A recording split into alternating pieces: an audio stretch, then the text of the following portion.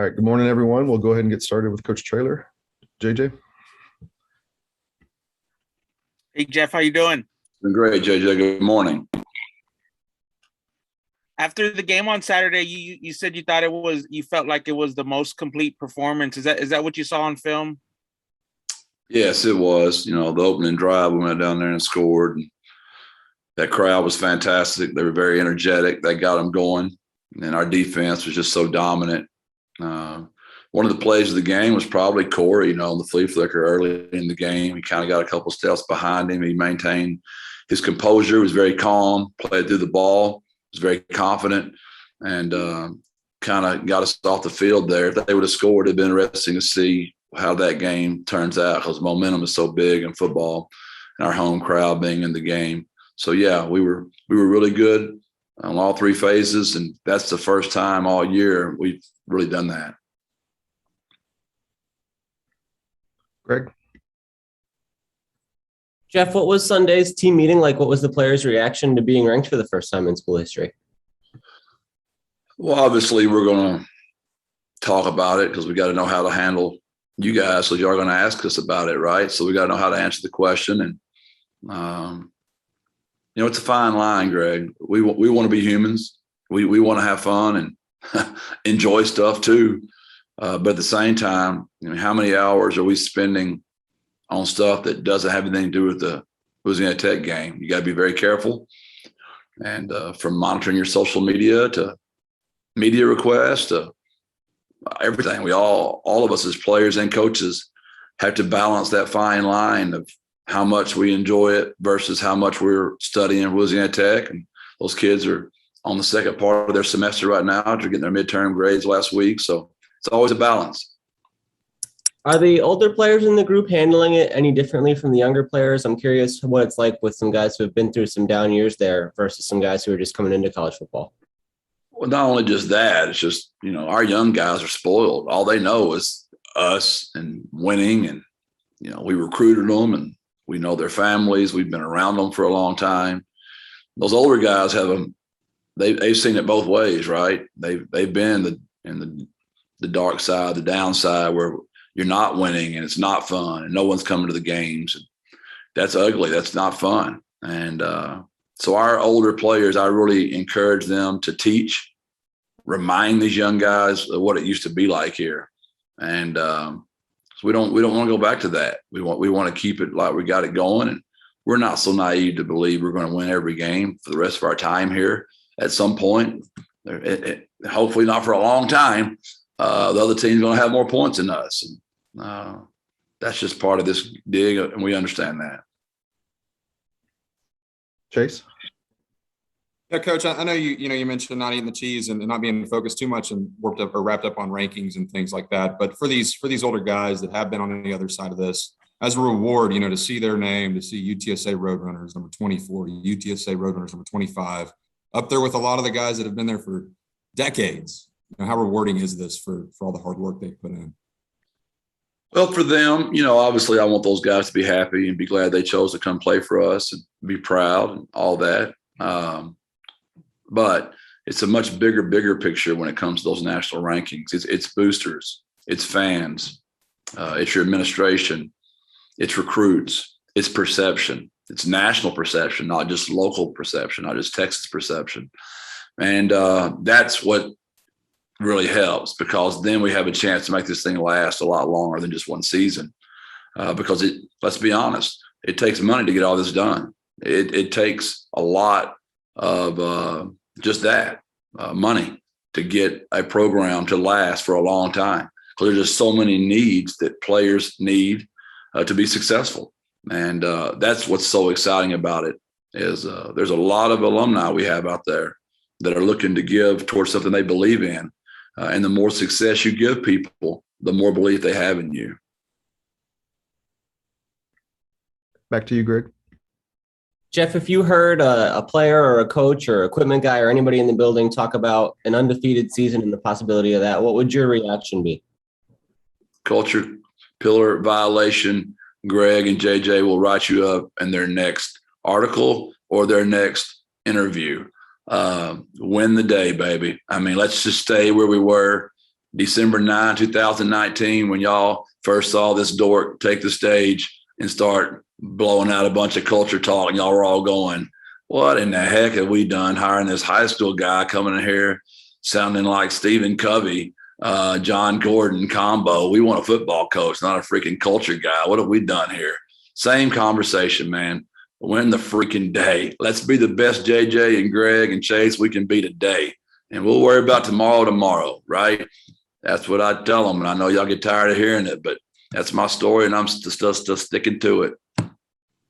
It's been interesting through the year to hear you talk about how honest you are with the guys with some of these different matchups, like with Memphis, the team speed that you focused on with them, and maybe some of the things where you match up well and not so well. Do you believe that UTSA is one of the 25 best college football teams in the nation right now?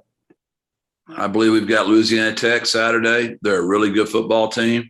They're great at home. Skip Holtz has done a fantastic job with that program for years. They're a program we want to model. They've been successful for a long, long time, and they're really good in Ruston. You don't want to play those guys there. Right now, you want to play those guys on the road. Unfortunately, we drew them on a Saturday night. We're their little homecoming moms, and they'll have that place rocking Saturday night. JJ. Jeff, on Saturday after the game, you said I asked you about just the historic start of this season. You said it was kind of crazy. I wanted to just ask you if you could expand on that a little bit more, and just what's made it so unique to start the season. Because it's literally what I dreamed of. I mean, that's what we wanted so bad, right? I mean, Kevin Brown and I have been talking about this for a long time. The diehard Roadrunner fans, the ones that have been there from the beginning. It's what we all wanted. And we all, Saturday, all of us, no matter what anybody says, goes, wow, this is really happening. This is happening right before our eyes. And we're grateful. And we understand we have a lot left to do. We're nowhere near where we want to be. And I know I say this all the time, but we're a whole lot closer today, JJ, than we were yesterday.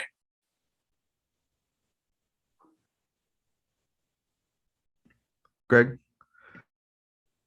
Jeff, UTSA has never won on Louisiana Tech. You touched on that. Is that a benchmark you guys recognize and care about and have talked about as a group? Our guys know it, and I don't have to tell them. They already know it. So we understand how hard it is to win there. They're a very, very proud program. Years and years of tradition. Bunch of different coaches, bunch of different players, decades of winning. One of my great quarterbacks, Luke McCowan, he played there for Jack Bignell. Pete Carmichael was his quarterback coach, who's now the offensive coordinator for the New Orleans Saints. They've been good for a long, long time. And I used to go there in the 90s. Those guys were as instrumental in teaching me football as anybody. I mean, Pete Carmichael was told the same screens that Skip's running right now. They were running those things in the 90s. They've been a throw it team, really good at screen game, throw it all over the yard. That's what those guys are used to. And I was lucky. One of my quarterbacks, I said, Luke, started there 4 years. And so I got to watch those guys up close and personal. I went to a lot of their games because of Luke. And, man, their fan base is very into the ball game, and they'll be rocking it Saturday night. Do you think that those guys and really all the other teams you'll face the rest of the way will approach a matchup against UTSA any differently because you guys are ranked? Does that change anything? Yeah, we're not the hunter anymore. We're the hunted. That's a totally different deal. And we're going to get everybody's best shot. So whatever y'all are watching in Louisiana Tech, whatever game they're playing the best, whatever game they're playing the hardest, that's what we're going to see Saturday night. Hector.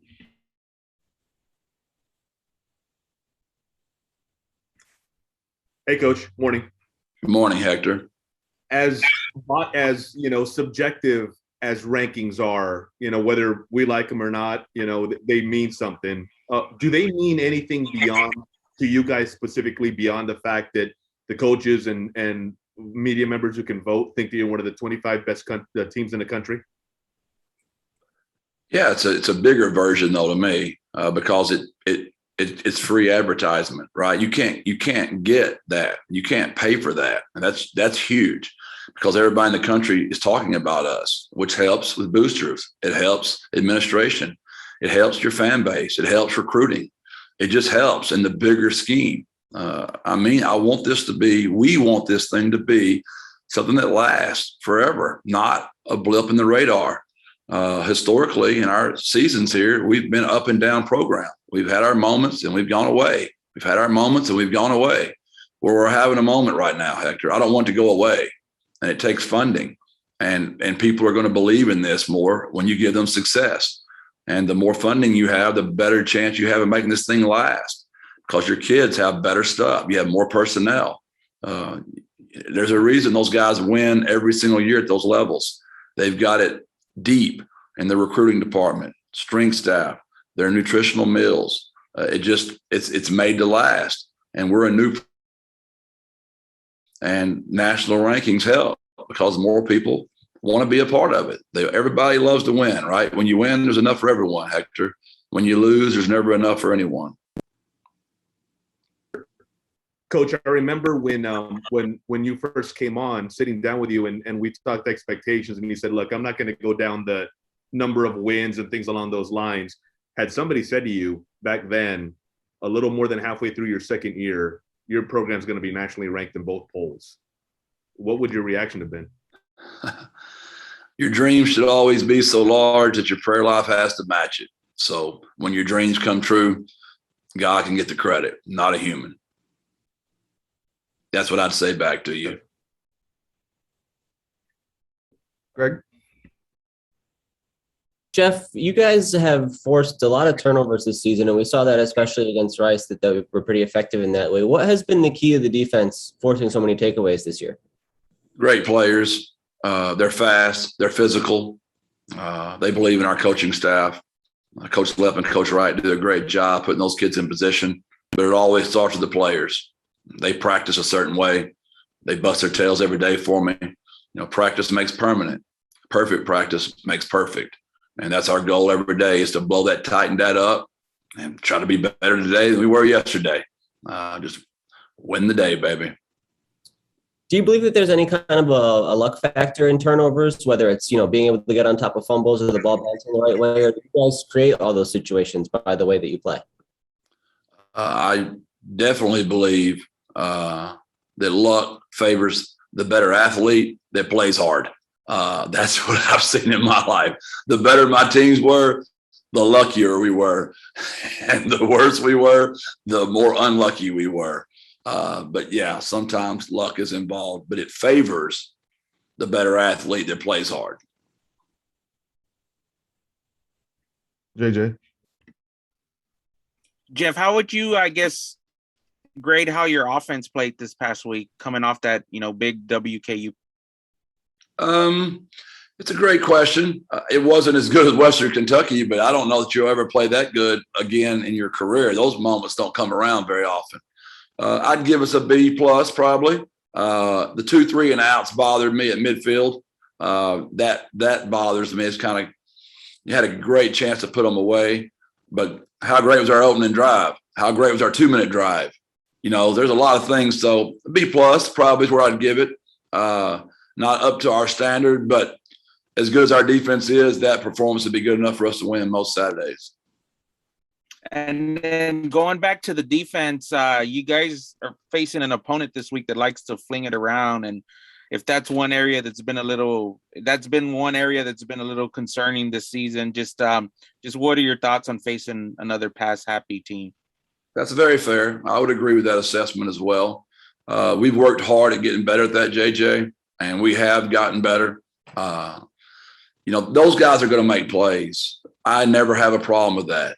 It's when we bust that I can't stand that. That means we've got too much on our kids when we're miscommunicating.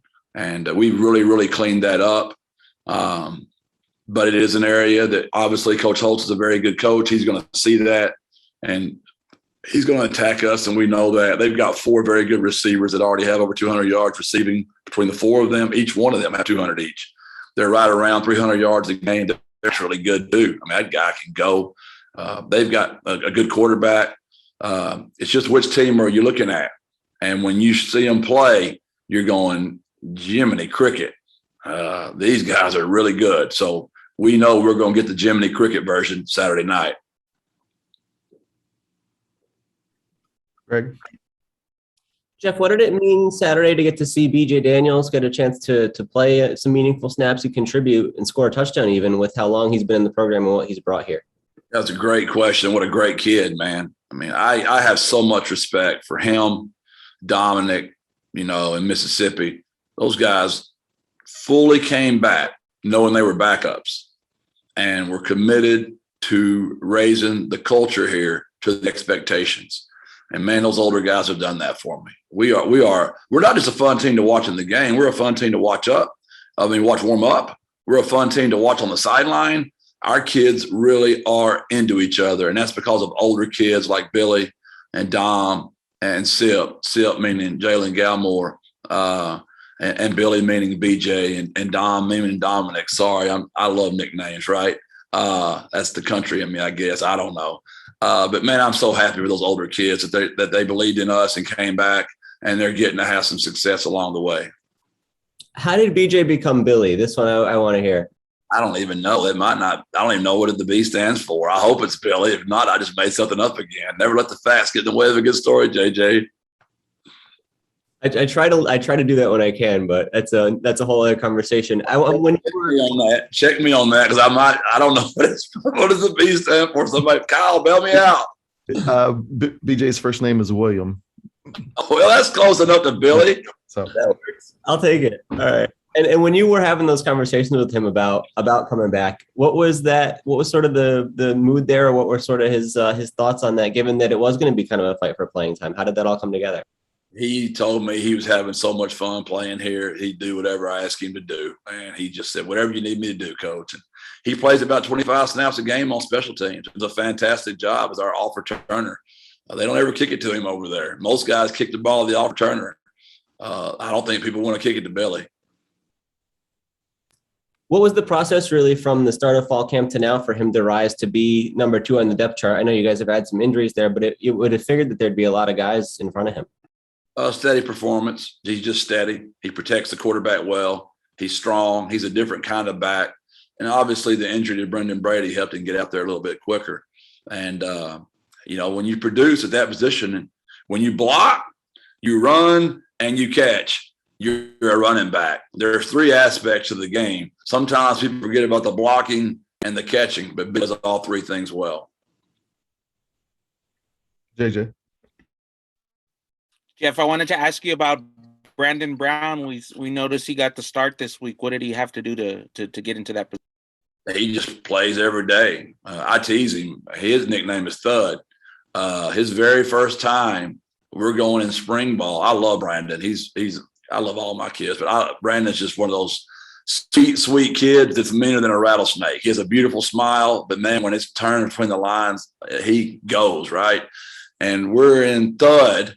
And Sincere McCormick, his first carry of spring, and Brandon just crushes him and tackles him to the ground. And I'm like, Brandon, do you know what thud means? And he's like, I'm sorry, coach, I forgot. I'm like, this is the leading returning rusher in the country, and you just tackled him live. So since that day, he is known officially as Brandon Thud Brown. Is it surprising to have a new starter in a position like that, this deep into the season? He's steady. He shows up every day. We don't look at him like that, right? We've got starters and starters. We have our A's and our ones. Look at it. It's one thing for a coach to say that. Our video shows that. We play our players. We sub them and play them. And I've told y'all since the day one when y'all were so probably crushed that y'all hired me that my quarterback, we won't rotate those guys and want to rotate our linemen. We've even violated that. We've played a ton of linemen because we've had to. You just don't like to, and corners, you'd like to not do that much. But everybody else, you'd like to rotate them and make everybody on your team believe they are a starter. They're gonna buy in better. The locker room is going to be better. Our freshness is going to be better. I think we'll play better late in the year. We'll stay healthier. Like I've already mentioned this once, JJ, we're going on a 20-game streak here with no open week. But I would challenge y'all to find a moment where y'all didn't think we played hard. We show up every week. I'm not saying we play beautiful every week, but we show up every week with our effort and our passion. Jeff, you mentioned Sincere McCormick. We saw him break loose for a career high 81-yard rush there. How good does it feel for him to, have a big game like that? Well, in the moment, it was huge. We had just gotten a crushing penalty. We had a great punt return, and it was a good call. I mean, I didn't think it was live, but I watched the video, and they were exactly right. We made a terrible mistake on that Ranger unit, our punt return team, and Sticks had a great return. And now you're backed up, I don't know, correct me here, probably 5 or 6 yard line. That's not ideal when you just got a lead, you had a great return, you got a chance to put them away. And then Sincere, man, just they misfit that thing on outside zone. He hit it, and that was a great, great run at a great time. One of my favorite things about it is watching our sideline, man. You think our kids aren't into each other? Go back and watch that run. Watch how our linemen are celebrating behind him as he's running. I mean, it was awesome how much our kids love each other. And to watch that defensive group come off their bench onto the sideline, just cheering him on down the sideline. Caleb Cantrell got so excited. He thought we scored and ran out there trying to snap the dadgum ball, and we couldn't go turbo. We're trying to go turbo, and Caleb's on the field. I'm like, what in the heck is going on out here? So my ingenious deep snapper went out there and got too much passion. Culture pillar violation there, Caleb Cantrell. Too much passion. Okay, Greg. Jeff, it seemed like in that game, Zachary Franklin seemed to be a little more mobile, like a little more comfortable compared to last week. What's sort of the process of him? How far along is he in his recovery? I agree with that, Greg. He did move around better to me. I think for the first time, he's going to be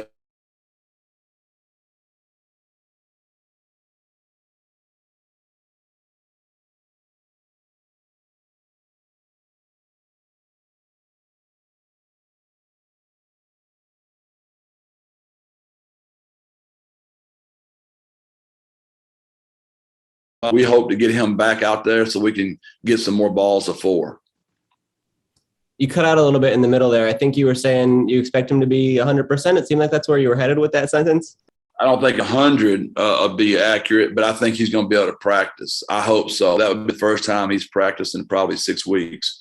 And we can just get him more in the game plan when he's at practice. And I hope so. I know the injury report looked good yesterday. I haven't seen our training staff yet today. We'll meet on that. And I really hope he's out there tomorrow. Okay, anything else for Coach Traylor this morning? All right, thanks everyone. Appreciate y'all, man. God bless. Birds up.